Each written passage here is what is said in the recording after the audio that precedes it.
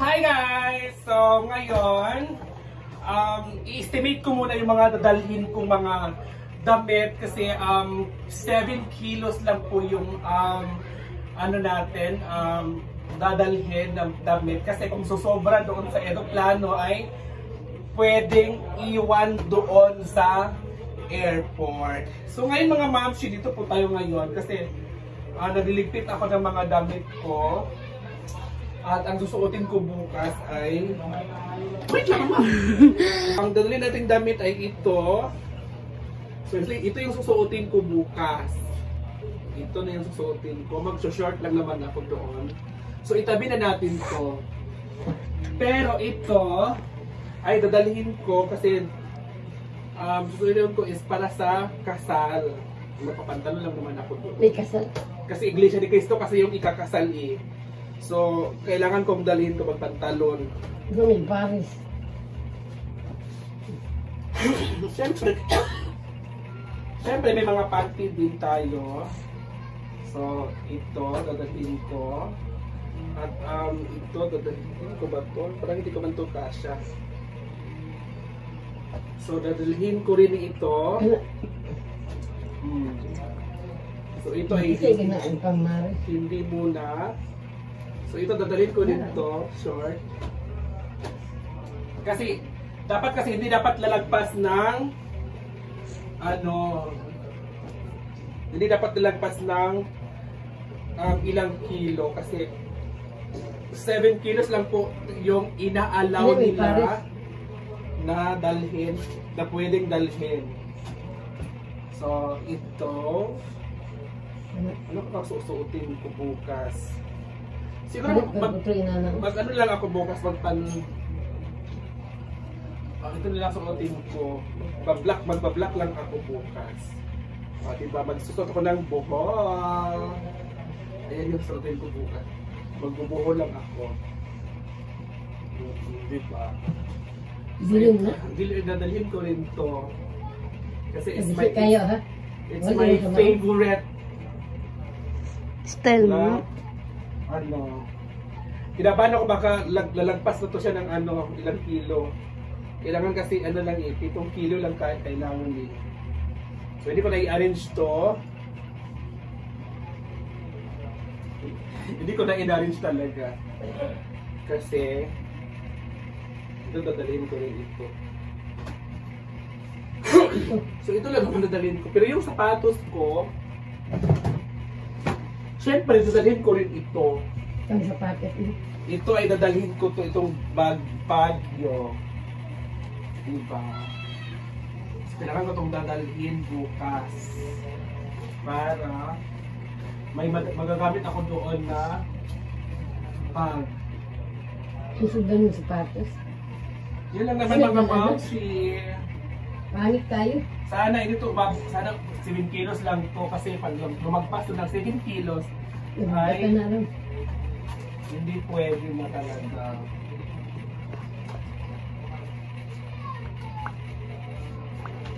Estimate ko nga muna din. Parang ang galing ko lang to yung yung sapatos kong puti. Saan yung sapatos ko dito mabang? Ano? Diba na ba? Puti man. Ano yung puti? Ito ba ako dala na ako gikan sa Singapore ba nga sapatos? Hindi patahi siguro. Lai man tuwa ko to mabuli na ako diri sa gikan sa Baguio. Di ba na ba? Ambot lang. Nanawa diya. Si ambot lang. Ikaw may hindi magtagos-tagos ko muna. Wala dyan gibutan. Ha? Bago ba na ba to? Giyata na to sa kuha. Hindi ka pangubi lagi gini na. Di ba? Wala na.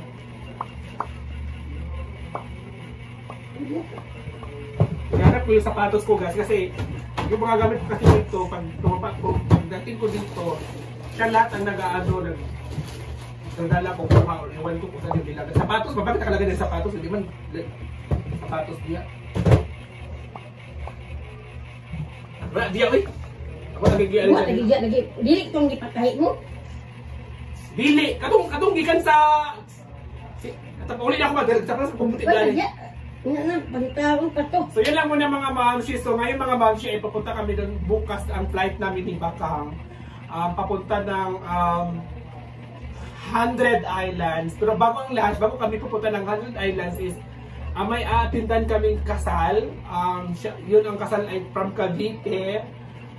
Yun ay Iglesia ni Cristo kasi yung ikakasal is. So, kailangan namin magpantalon at damit lang na ano.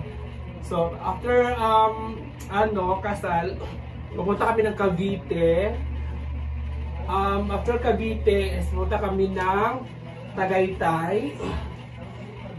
After Tagaytay, pupunta kami, magta-travel kami balik ng Baguio, Pangasinan. After Pangasinan, pupunta kami ng 100 Islands. 3 days kami doon sa 4 days kami doon sa 100 Islands. At saka, mag-ano kami ni Bakang doon, magsiswimsuit kami ni Bakang doon. At basta ang dami naming puntahan ni Bakang. At kasama po namin si Tita Bobot Akain from Macau. From Macau, si Tita Bobot. Tsaka yung kanyang asawa na si Tito James. Ayan. At syempre, basta marami akong abangan talaga. Hindi ko pa masabi kung ano pang pupuntahan namin. Saan kami may dinner daw kami doon sa dagat. At saka yung pangmayaman na yung pangmayaman na parang barko ba yun? Or barge? Or ano? Yung kagaya kay Gretchen Barreto na na pagmamayari nila. Tapos wala. Babalik din sila ni Tita Bobot is May 4 yung alis nila, balik nila ng Macau. At kami naman ni Bakang is uwi din kami ng May 5. May 5 kami uwi ni Bakang. So parang 2 weeks kami doon ni Bakang. Doon sa sa Pangasinan. At doon kami mag-stay sa kanilang bahay ni Tita Bobot at ni Tito James. So abangan nila bukas guys, kasi bukas na yung alis namin ni Bakang. Kaya guys, magkita-kita na lang tayo doon sa Pangasinan with Bakang Vlogs. So yan lang muna mga moms, and thank you so much and God bless. Bye!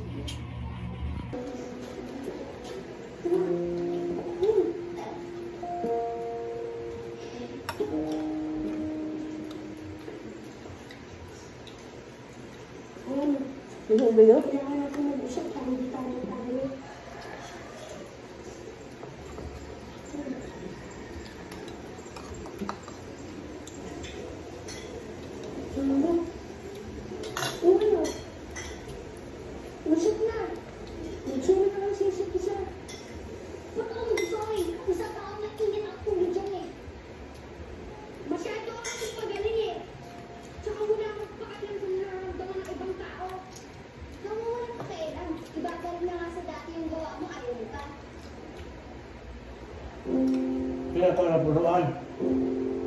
Tag. Diyan lang. Kain ka.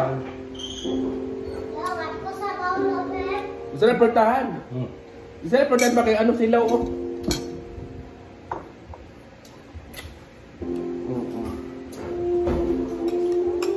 May kuradan ka. Dalat yung kuradan rin ka o. Kita.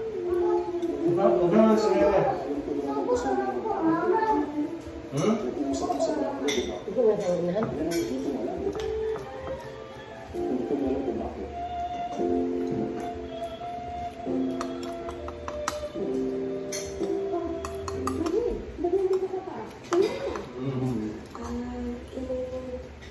Isa pa si kumain pag may ginamot. Dala pertahan. Pero hindi ko sila magkasundo.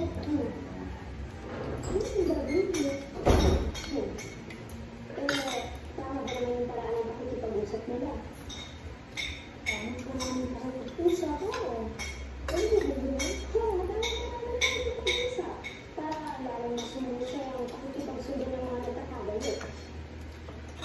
Paano po? Dyan, dapat tigilan mo yung pagdaan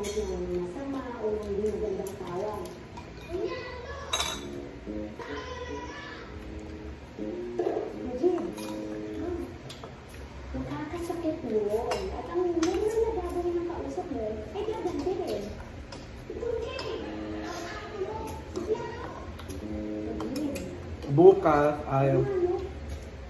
Meron din yung iba? Oo. Iwas mo yung paggamit ng ikaw o ka at yung pagbibigyan ng pansin din sa ginagawa niyo. Wala akong gusto kailan. Naglalakad ka ng iba. Ang sakit kasi nag-drawing mo. Ikaw nga yung walang kailan. Ang halo ay gumamit ng ko o ako o ang mas palitan mo na ang mo kasi yung ginawa ng iba.